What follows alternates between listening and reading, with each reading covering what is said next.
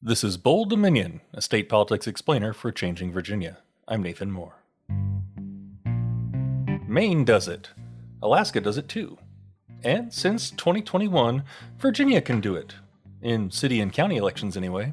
What am I talking about? It's ranked choice voting, which is sometimes called instant runoff voting.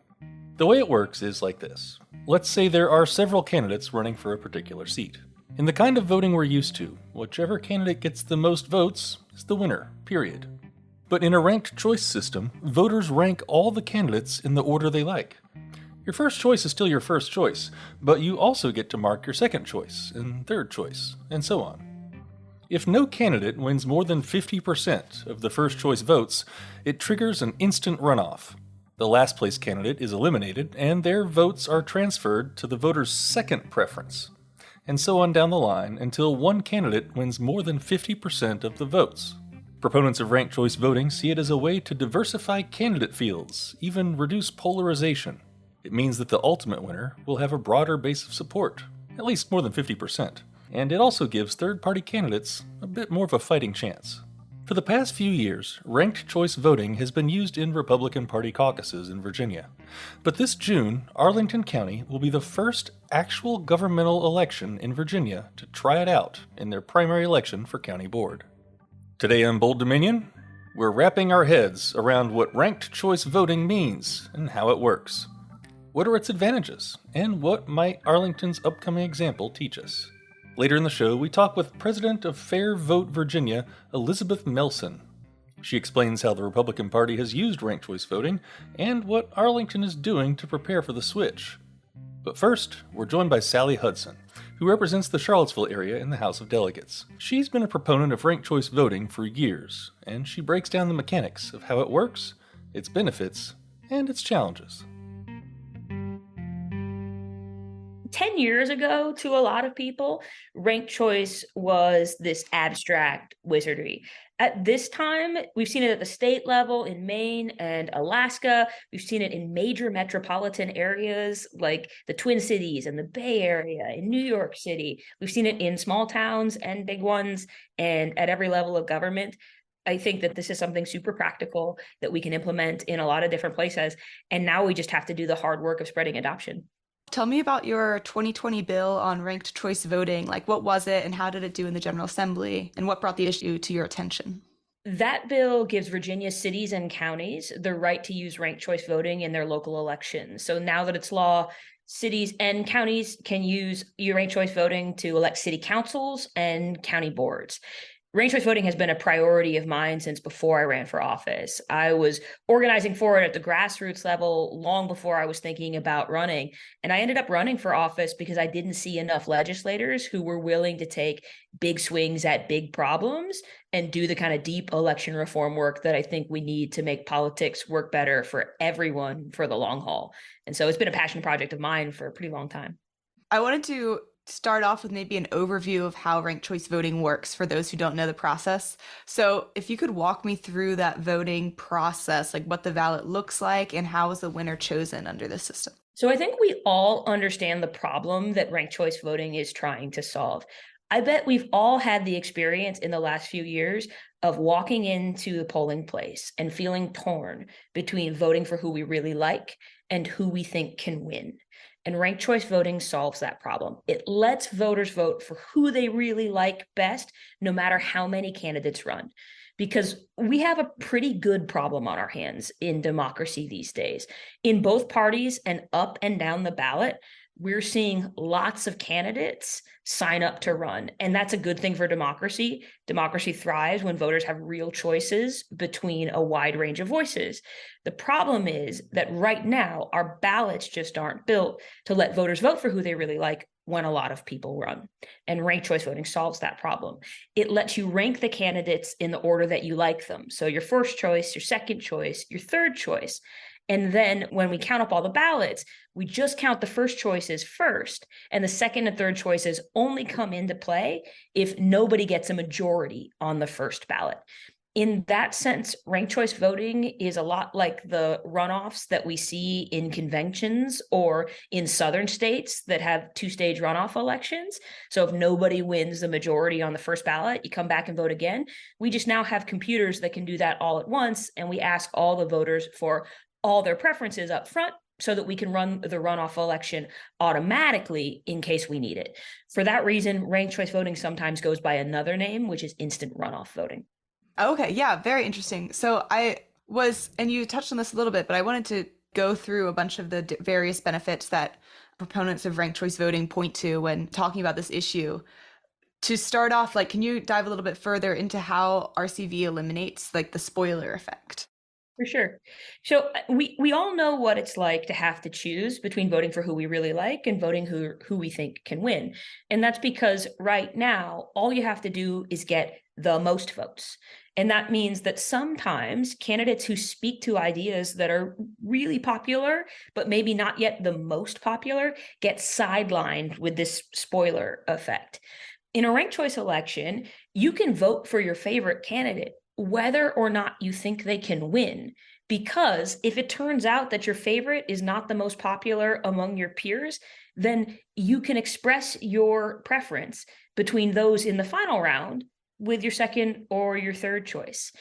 I think that means that that ranked choice voting lets voters be more honest at the ballot box. You don't have to think about who other people like in order to share who you like. And in that sense, ranked choice voting makes voting less like gambling. Proponents also point to the fact that RCV diversifies candidate fields. Can you dive a little bit further into how it does that? Sure. So when you've got that spoiler effect, sometimes candidates face pressure not to get into a race or to get out of a race because people are worried that they might split the vote. I mean, we've seen that in really high stakes presidential elections where you've had independent or third party candidates be a wedge between Democrats and Republicans, and sometimes tip the scale in a state where we have this winner take all electoral college system. Because ranked choice voting gets rid of the spoiler effect, it also gets rid of the pressure for voices to get out of the mix. And if you're like me and you think that democracy is better with more voices in the mix, then that means that ranked choice voting can help support more diverse candidates. There's also a good feedback loop between who runs and who votes. Because if you've got voters who feel like nobody is running who really speaks to their values, then when you diversify the candidate pool, you also get a wider range of voters in the mix because you've got people on the ballot who are speaking to the wide range of views that voters really have. And when more voters get engaged, then you often see more candidates get engaged. You see more candidates talking about the issues that sometimes get sidelined. And so I think it's a really virtuous cycle. Yeah, and so another aspect of this is that RCV is also often pointed to as a way to prevent extreme fringe figures in politics, and also kind of tied into this, like it discouraging negativity among candidates in the campaigns and running. Could you dive a little bit further into how it does that? Sure. In a ranked choice election, you have to build a coalition of majority support. You don't have a winner until somebody gets more than half the votes in the final round. And so if your plan is just to divide and conquer and try to rally an extreme minority of voters to help you win the election, that just won't work in a ranked choice ballot. If you're not speaking to a broad coalition of more than half the electorate, then you just can't win. And so right now, I think we've got a politics that encourages division because all you have to do is get the most votes, even if you're not getting a majority of votes. And I think that's really important because I think a lot of us have an instinct that our democracy is driven by a majority rules principle, but that's not true at all. If you think back to the 2016 elections when Donald Trump was first picking up steam, he was winning those early stage Republican primaries with 25, 30, 35% of the vote. And that's because there were a dozen candidates running, all of whom were more moderate and had broader appeal than he did. But there was no way for voters to put Never Trump on a ballot. And so all of those more moderate Republican voters wound up divided among the more moderate candidates. There was no way for them to express their common values against the more extremist candidate. Like me and a lot of other people, that's when the urgency of ranked choice voting really clicked. Like, I'm someone who had heard about ranked choice, thought it was a good idea, but really got into trying to make it happen in a post-Trump world when it was so painfully obvious that Donald Trump got elected because of our current divisive election structure. No, yeah, no, that's very interesting. I feel like that kind of leads into a few of the questions that I had though regarding the criticisms of ranked choice voting. For instance, I had been looking through like the feedback summary for Arlington's switch to RCV. So it was like essentially the comments from the public on whether they agree or disagree on that switch. And a big thing among those who disagreed was RCV appeared to kind of violate the one person, one vote idea.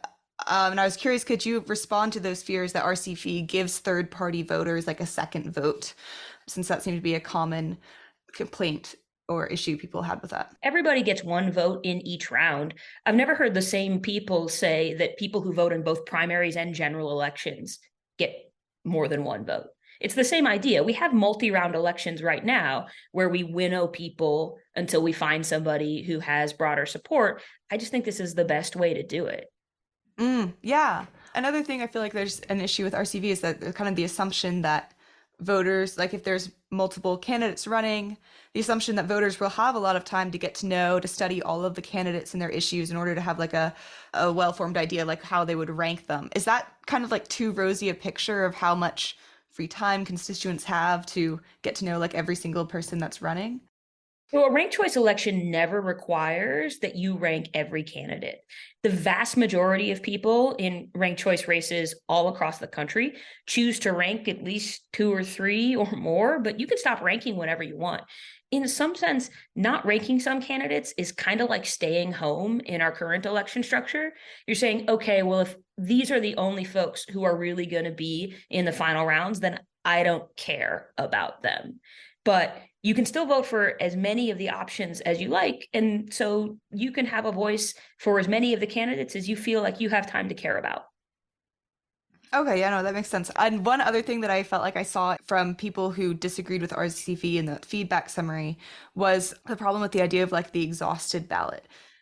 Could you explain what an exhausted ballot is in RCV and how to respond to people's worries about it? I feel like a lot of people seem to have a worry about like if you don't rank all of the candidates, and then I mean you kind of covered this already, but Yeah, then if your theory is that exhausted ballots are undemocratic, then you must also believe in mandatory voting. Because right now we have the equivalent of an exhausted ballot, which is you can stay home and not have your vote heard in the final round. An exhausted ballot is a ballot that somebody has decided, I don't want to rank any of the final options, and that's their call. It's never to your advantage to fill out an exhausted ballot, but if you really want to say, look, if those are the only two options, I don't care, it's just like staying home in a current election. There's a lot of people who will argue that ranked choice is too complicated for the electorate, and the only problem with that theory is evidence. We, at this point, have had ranked choice elections at every level of government in states all across the country, whether it's your local city council or even the president. And we've found consistently in exit polls from those elections that voters get ranked choice, they like it, and they want to do it again. And at this point, I think that evidence is so consistent that it's time for us to dispatch the argument that voters can't understand this. We're used to ranking things all the time in non-political settings, and I think it's just time for us to get used to doing it in politics as well. And that's why I think with voter education, sometimes it helps to get people to warm up to the idea by using ranked choice in a setting that's got nothing to do with politics. So I really love that in the communities that have adopted ranked choice, often restaurants will get involved in helping people get used to it. And so you'll see ice cream parlors or bakeries or hot dog stands let people rank their favorite flavors or their favorite condiments. And then they realize, oh yeah, it's okay to say that my favorite pie is peach pie, but if you don't have it this day, then yeah, my backup is apple. I get that. of course in June Arlington will be the first county in Virginia to use ranked choice voting in their county primaries. In your opinion, where do you see RCV going in Virginia? What is the likelihood, do you think, that it'll expand into bigger elections? Well, if I have anything to do with it, I think the odds are pretty high. I think that Arlington is doing a great service to the Commonwealth by being the first mover. I think we've got a lot of interest in other communities like Charlottesville and Albemarle, where I serve. And I think they're waiting to see how things go in Albemarle before we make those investments here. I'm all aboard, but I think we've got some local election administrators who would like to have some good examples to lean on. And I think from there, once we've got those successful Virginia-based pilots, then the next logical step in Virginia is to expand further up the ballot. And I think that we've got good support for that on both sides of the aisle, because we've seen Democrats and Republicans use ranked choice in their own party run nominating contest before. Republicans used it all the way up to the gubernatorial level when they nominated Governor Youngkin, and we've seen Republicans use it at the congressional level too, in the 10th and 11th congressional districts. That's the beauty of ranked choices. It's a sincerely bipartisan issue. I think people in both parties understand that we've now got a lot of candidates running, and when that happens, you need a practical way to identify the nominee that appeals to the widest range of voters, and that's exactly what ranked choice is meant to do. Sally Hudson represents Charlottesville and part of Albemarle County in the House of Delegates. Stay with us for a short break. You're listening to Bold Dominion, a state politics explainer for Changing Virginia. Visit us online at bolddominion.org. And I want to tell you, we're looking for good ideas to cover in future episodes. If you've ever had a question about state politics, something that didn't make sense, and you just want somebody to explain it to you, well, let us know. We like to explain. We can help. You can shoot us an email at bolddominion@virginia.edu. Anyway, you can always find us on Apple Podcasts, Spotify, or wherever fine podcasts are served up. Go ahead and subscribe. Hey, and leave us a nice review while you're there. Bold Dominion is a member of Virginia Audio Collective, online at virginiaaudio.org. Well, for people who are paying attention to ranked choice voting in Virginia, all eyes are on Arlington County. They're the first locality using this method, and it's for their county board primaries in June. To understand the nuts and bolts of the switch, we speak with Elizabeth Melson. She's the president of Fair Vote Virginia, and she starts off explaining where ranked choice voting stands in Virginia. So right now it's just for county boards and city councils. The last few years we've asked for legislation that would expand it maybe to school boards and town councils and kind of clarify that, it could be more local governing bodies other than just those two. But right now, it was intended to be a very narrow pilot, and that's how it's operating. First, I wanted to cover a little bit of how the Republican Party has used ranked choice voting in the past couple of years, since ranked choice voting rules are a little different for elections run by political parties. They have a little bit more leeway than governmentally run elections. So that was really exciting. I think the first use of it was in, I believe it was 2020, during the pandemic. The Republican Party of Virginia used it internally in a convention that elected their state chair, Rich Anderson, by ranked choice voting. And the ballot they used was very interesting because it was a mixed ballot. So the very top question was a ranked choice voting election for chair.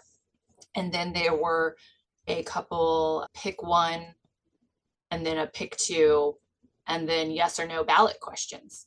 So it was a great example of how it is possible to run more than one type of election on one ballot and give clear and simple instructions. And the party members were able to follow those instructions, and they successfully ran a ranked choice voting and other types of elections in one county run convention. And then in following years, 2021, it was used to nominate governor, lieutenant governor, and attorney general. So our current executive office was nominated in an unassembled, I guess they were firehouse conventions. Yeah, that's really interesting to me, because that 2021 Republican convention, the winners, Glenn Youngkin, Winsome Sears, Jason Miyares, they went on to win governorship, lieutenant governor, and attorney general, and they were the first Republicans to win these offices since 2009. So I was curious, I guess I had a couple questions regarding that. First, how did ranked choice voting change how the 2021 Republican convention was run? And Like, in your opinion, how much do you think that RCV played a role in those later Republican successes? I think it definitely played a role because it was a wide field of candidates that were all across the conservative spectrum. If they hadn't used instant runoff or ranked choice voting, you could have gotten a candidate winning with like 27 or 33% of the vote and having, 66% of the party voting in that convention feeling like the candidate that won didn't really represent them. Maybe it would have been a more divisive character. But in this case, I'm pretty sure that Youngkin was leading from the beginning and he just continued to pick up, more support throughout. So everybody that voted and chose multiple options, their voice was heard, even if their first choice didn't win. At least one of their choices likely won. And I think that's really important because it changes the way the candidates operate. It changes the incentive structure. They'll need to reach out to more than just their most fervent supporters. They'll need to reach out to others and ask for input and who cares about what issues, and consider more possible solutions for what Virginians are facing. So I think it really did change and made a big difference. And they probably got to some candidates that were able to pick up some independent voters. And that's how they won the general.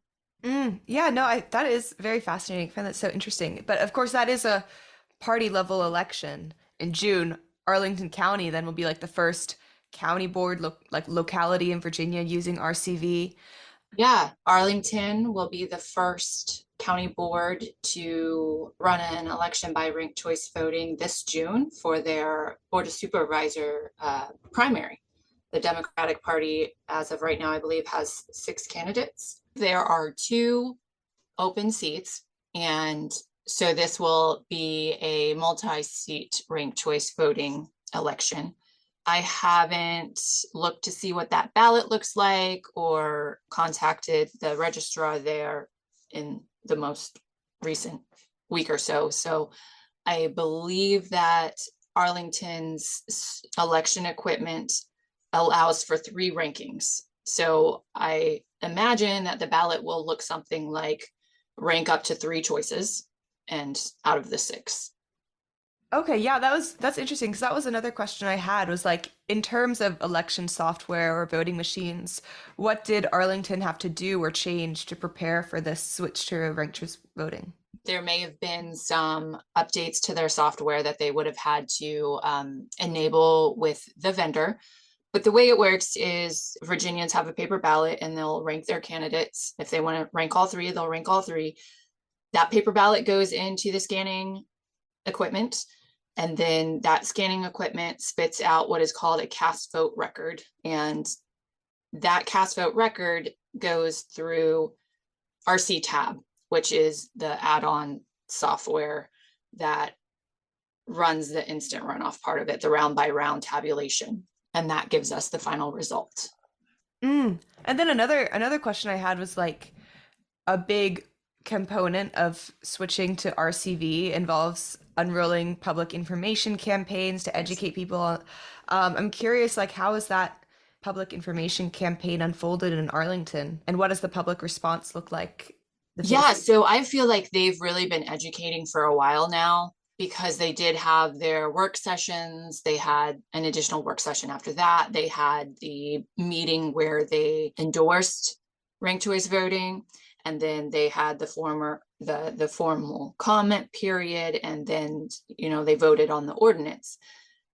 Prior to that, they had a meeting or an event where they asked voters to rank their favorite farmers market in Arlington County to help them get familiar with ranked choice voting.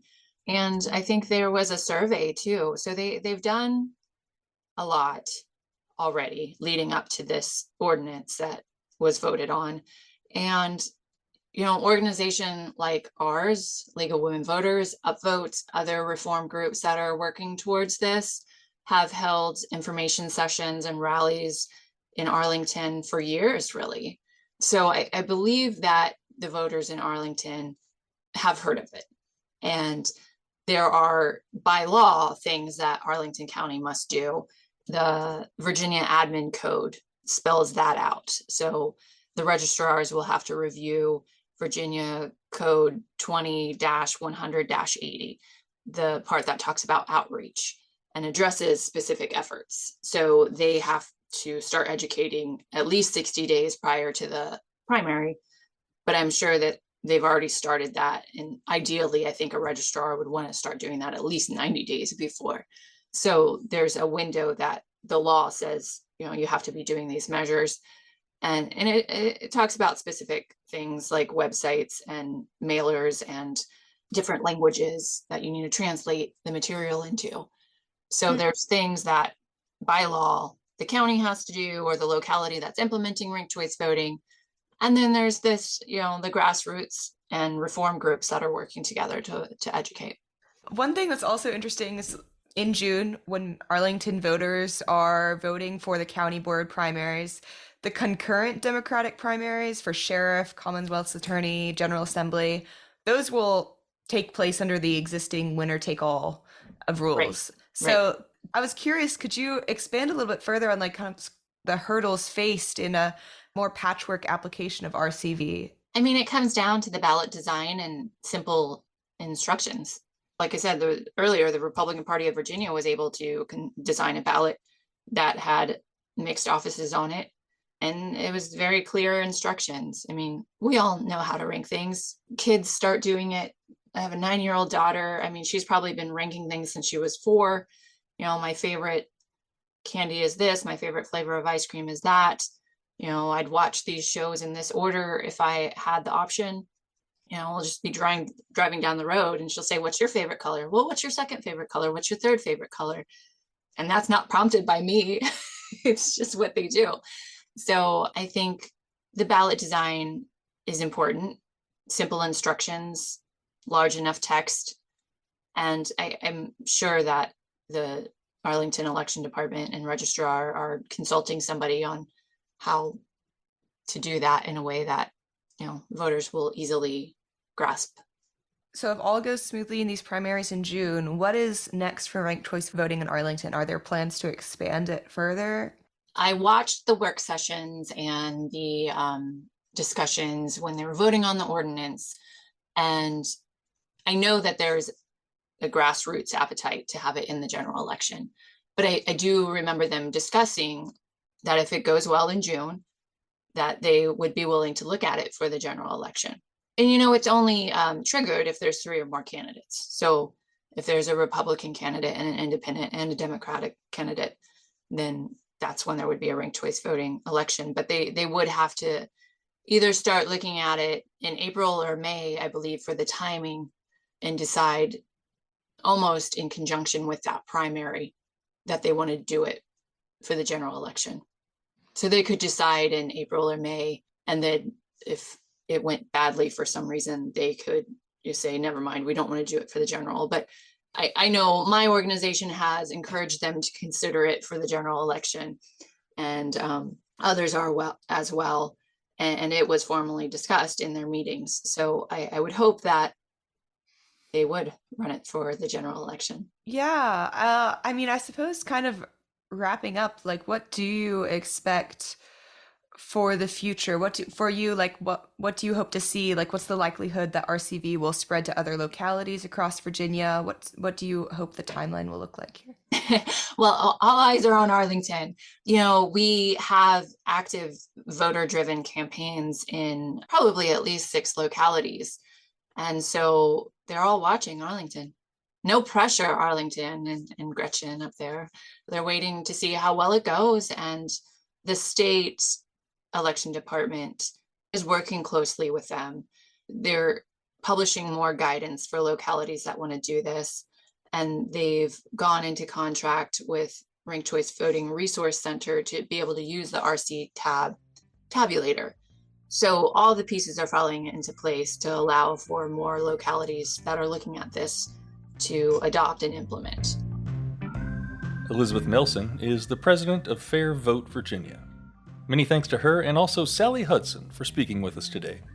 My name's Nathan Moore, and I'm the host of Bold Dominion. Our producer and editor this week was Ilana Bittner. You can find us online at bolddominion.org.